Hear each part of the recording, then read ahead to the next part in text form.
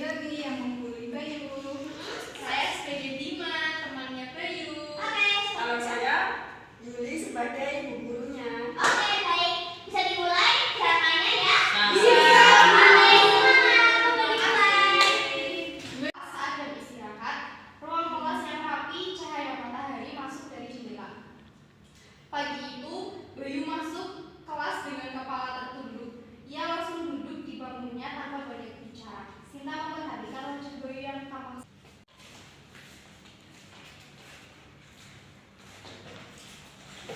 Bayu, kamu kenapa? Kok dari tadi kelihatannya murung?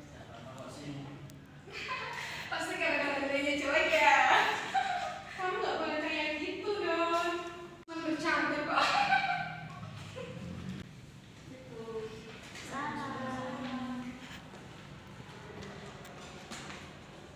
Selamat pagi anak-anak. Pagi, Bu. Apa kabar kalian? Baik. Yang ditulis oleh teman-teman kalian berisi tentang pesan-pesan. Misalkan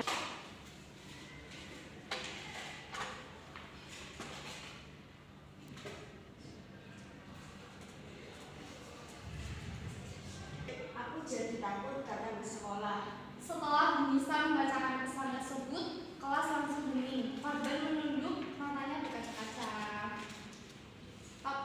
Di rumah, akhirnya Bayu bercerita dengan ibunya. Kenapa kamu tidak cerita dari dulu, Nak? Aku takut dulu, aku rasa aku memang tidak jaga. Kamu sangat berharga, Nak. Besok kita bicara baik-baik ya di sekolah. Keesokan harinya, Doni meminta maaf. Doni pun meminta maaf kepada Bayu. Bayu, aku minta maaf. Aku salah, tidak mau mengulangi lagi. Ya aku maafkan, tapi sampai memang tadi ya. Ya. Sejak itu, suasana kelas pun berubah. Tidak ada lagi ejekan. Semua anak pun saling menghargai.